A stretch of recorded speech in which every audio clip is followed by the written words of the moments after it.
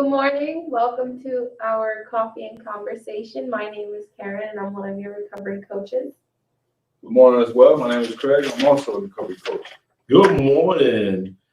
Welcome. My name is Michael, one of your recovery coaches. Welcome to Coffee and Conversation.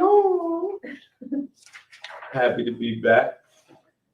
I miss y'all. Welcome back. Welcome back. Right. All right, just a reminder, Recovery on Wheels will be out this Wednesday. All right. Yep, this Wednesday, January 12th at the mini park across from City Liquor in Millville. 10 to 2. 10 to 2. And what we also will be, what police station is Tuesday? This Tuesday. Mine? Where we at? Next We're week. in Bridgeton. Next week. So January 18th, we will be at the Bridgeton Police Department. Well, I think it's state. No, it's the Bridgeton Police Department up on Fayette. All right. So we was at the state yesterday. Yes. Oh, you got to stay. Oh, okay.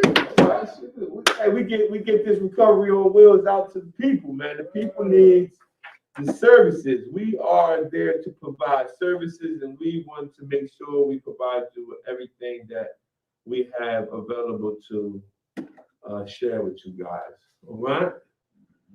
So with that said, we're going to do today how to stay sober with tips for your recovery. We're going to do half of those tips, and then we'll do the next half next Tuesday. And we'll go forth from there. And then this was provided from a website, verywellmind.com. And you can go on our description tab. In the description, you can get the link to the content that we're going to review today for your own personal edification. Or you can use it to teach to your group or something like that. So let's see what we got. You want to go? Anybody? Yeah, I'll give it a shot. And it says how to stay sober. 13 tips for your recovery.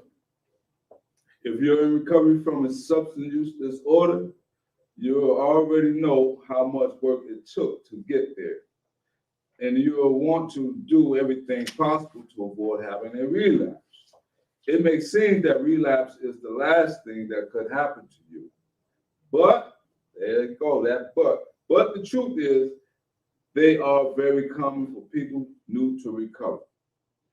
All right? And so you may think that it can't happen to you. Don't believe the hype. It can happen to the best of us. Best of them.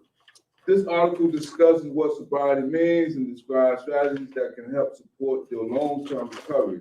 It also covers tips on how to deal with the challenges you'll face with on your journey to sobriety. So you mean to tell me there will be some challenges that we will face On the way. on the way. I have, shameless plug, I have a book that I published. It's called The Journey is Too Great for You. Wow. Because the challenges along the way on the journey are too great for you. And that's the reason why I wrote that book, is because I've learned that I needed supporting cast. I needed people around us. So this here is letting us know that some of these tips we're going to cover, we want you to know that challenges, that you will face some challenges along the way to maintaining your sobriety. So we're letting you know, we're giving you a warning so you won't be shocked. Right. Something pops up and you like, nobody told me. You won't be able to say that because this is documented. Fire in the hole. Fire in the hole, yeah. All right, I'll read the, what is sobriety? By definition, sobriety means not being under the influence of a substance. However, the word is often used in different ways in different contexts. Many 12-step programs suggest that sobriety means total abstinence and never using a substance ever again. Other definitions, however, often focus on the process of recovery and developing coping mechanisms and habits that support health and wellness over the long term. Total abstinence may be the goal, But the reality is that setbacks are coming. All right? Total sobriety is the goal. However, there may be some setbacks on the way. And that's why one of the things that we try to drive home is two things I wanted to mention. One of them is, what does recovery mean to you? Because he mentioned here that some people might define certain sobriety by a different definition. Everybody might have their own particular definition. So we asked the question, what does recovery mean to you? And the reason why we asked that, because if I choose one particular pathway and you chose another, that doesn't mean you're not in recovery because you didn't choose my pathway. So that's why it's very important that we understand, like, what is sobriety or what does recovery mean to you. Every individual's definitions vary. That's right. So you can't really say yours don't work if you didn't do it my way. My way. You know what I mean? Yeah, because the ultimate goal is to maintain total abstinence. That's right. Let's read some more. It is essential that it is estimated that up to 80% of those who find long-term sobriety had at least one relapse along the way. That is a very high percentage. Some people experience many setbacks before they find lasting recovery. It happens. We're not perfect. Don't be hard on yourself. Your intentions may be good, but it takes more than willpower to avoid having a relapse. Ooh. There are a variety of tools available that can support your path to sobriety.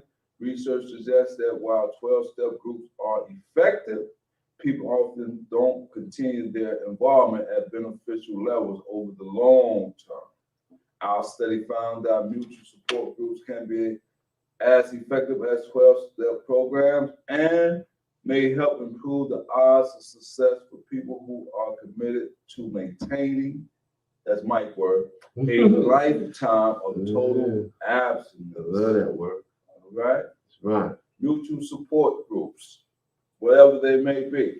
Coffee conversation. All, go ahead, you got it. All recovery meetings. Yeah, that's what we do. So these are support groups that you need to help in your recovery process. Let's go to how to stay sober. Mm-hmm. How to stay sober. Some say the best advice for newcomers to recovery on how to stay sober is simple. Don't drink or use drugs, go to meetings. If that formula works for you, then by all means do it. But for most people, staying sober isn't that straightforward. The more strategies you learn to identify triggers, cope with stress, and manage your new sober life, the easier it is to prevent relapse. That is so important. Because you have to, if you can identify your triggers, you're able to better deal with them when they arise or when you get into those situations. Some triggers that I used to have, I could avoid, but there were some triggers like smell. If I smelled a certain scent of something that I used to do, it would trigger me to want to do it. Now, how can I possibly stop from smelling it? If I could, it was nothing I could do. If somebody's doing it and I smell it, it's nothing I can do. But I knew how to deal with it as I went on in my recovery process. So some triggers you're able to control or get away from, but you still can't control all of them. So if you can't control, like I just used, the smell of something, I can't control that around the world. So what did I do? I started thinking different thoughts. When I had that, when I had the thing that triggered me, I started changing the way I thought. So how to stay sober? But for most people, staying sober isn't that straightforward. And like it says, by all means, if you have a particular strategy that you use and it's working for you, hey, don't change it. Let's go to, who want to go? Want me to go again? Yeah. Identifying your personal triggers. A big part of preventing relapse is understanding your external triggers or the people, places, things, and situations that elicit thoughts or cravings associated with the substance. I was just talking. As well as the internal triggers like feelings, thoughts, or emotion associated with the substance use. Once you identify your biggest risk, you can create a plan to prepare for or avoid them. Some common triggers may include stress, emotional distress, environmental cues, people who are still using drugs or drinking, relationships troubles, that's a big one, job or financial problems, 5 triggers of relapses and how to avoid them. These is powerful things because the identifying, I was just talking about, when you can identify, like, this is my triggers, you need to identify what everybody, I had one was when I smelled the smell of some type of drug or money. If I was broke all day and never had no money, my stomach wouldn't flip. I wouldn't be thinking about no drug. I just ain't have money. Let me come across somebody and say, hey man, I meant to give you this $50. As soon as I got the $50, my thought was, I can get high. or hear one of your favorite songs. It just takes you back. Yeah, so these are, but I was able to identify them. Every individual has to identify internal and external triggers and then properly put things in place to deal with them. It's coffee. It's coffee and conversation. Recognize relapse warning signs. A relapse can sneak up on you, usually because you don't recognize the warning signs. A relapse begins long before you actually pick up a drink or a drug and involves 3 phases: emotional relapse, mental relapse, and physical relapse. Warning signs of relapse include returning to addictive thinking patterns, engaging in compulsive, self-defeating behaviors, seeking out situations involving people who use alcohol and drugs, thinking less rationally and behaving less responsibly, finding yourself in a situation in which drug or alcohol use seems like a logical escape from pain. That's good. When you're trying to escape, a lot of people take substances or drink things to escape the pain, only to find out after you come down that situation that caused the pain is still there. It doesn't actually remove the situation. It don't remove the situation at all. The situation still be there. But a lot of people use that. I like the one that says seeking out situations involving people who use drugs, alcohol and drugs.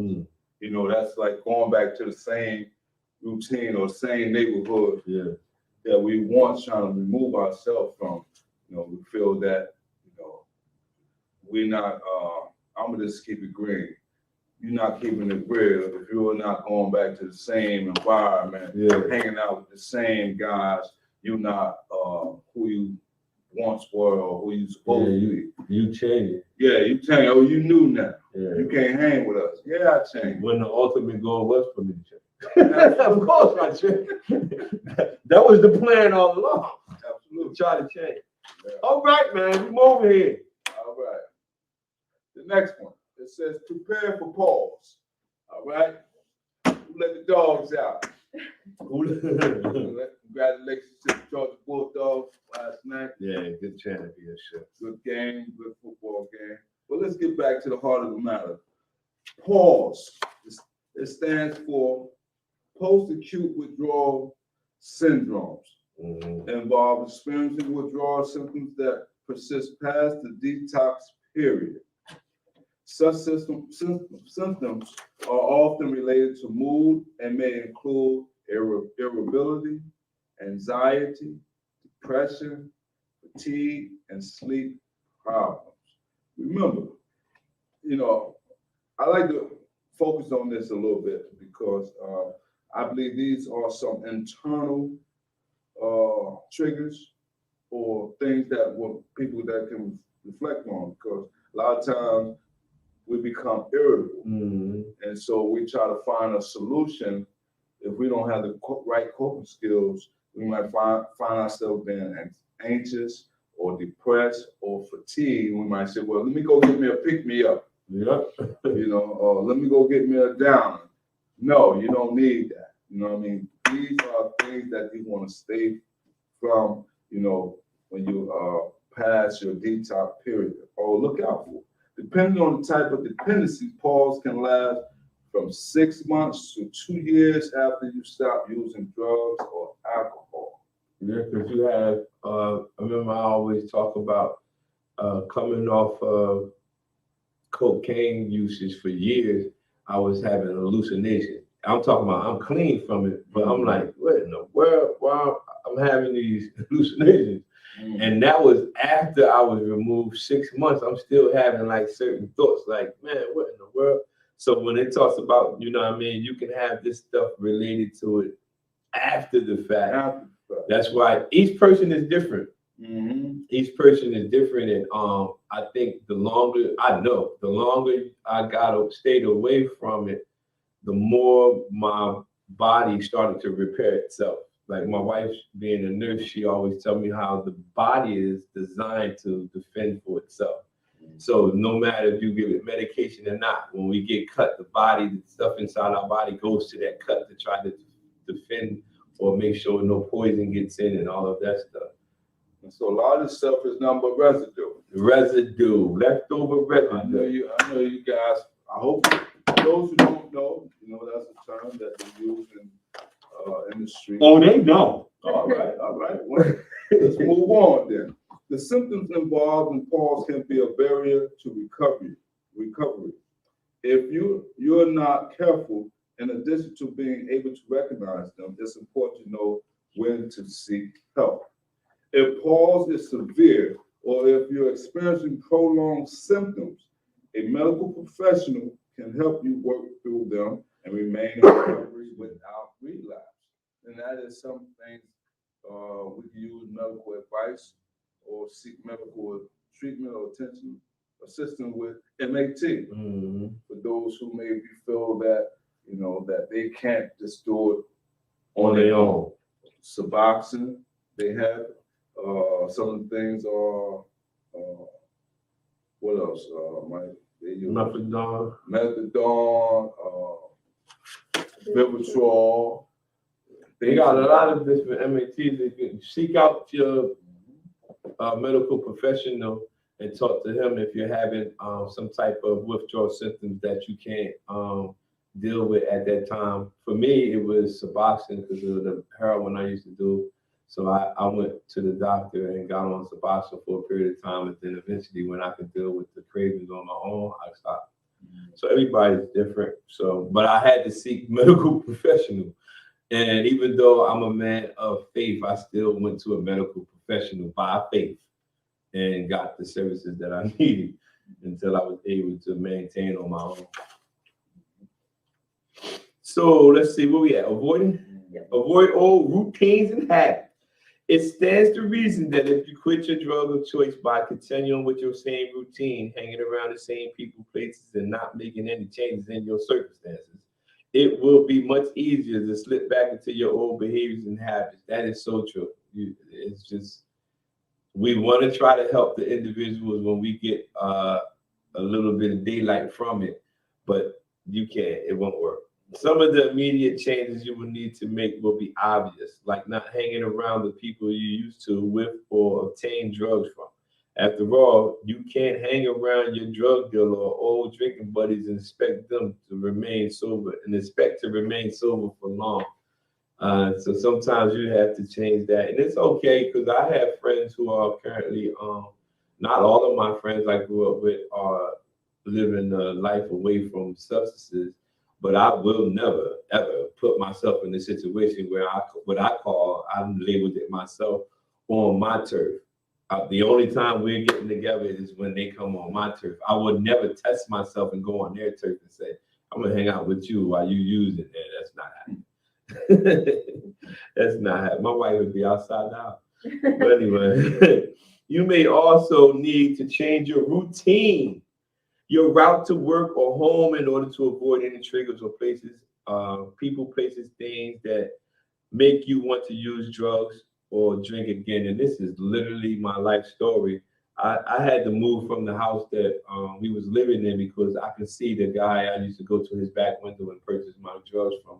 The house I was living in, I used to look out, I could walk right through the alley and see his window, buy the drugs, and walk right back to my house. I had to literally move. Because I knew if I didn't move, I'm going to see his house. Every day I'm going to be looking at that window like, man, let me go get some drugs. So you have to do that. And that's an extreme case. And I had the assistance of somebody on my team to be able to do it. Build healthy relationships. Now that you are sober, you may have discovered that some of your past relationships were not only unhealthy, but downright toxic. It's not just your drinking buddies and drug dealers who can get you into trouble. Sometimes those who are closest to you can contribute to a relapse. For example, you may have developed a codependent relationship, or a family member, friend, or employer may have been enabling you without even knowing. True. Research shows that if you maintain these types of toxic relationships, your chances of relapse are greater. To avoid relapse and remain sober, it's important to develop healthy relationships. That's true. You need healthy relationships. We talk about this all the time. Yeah. How you're supporting cast or the people you have around you, the relationships you have is very important. You're going to have some people that doesn't support your recovery process. They might be around you, but you want to have more people around you that supports it. That's right.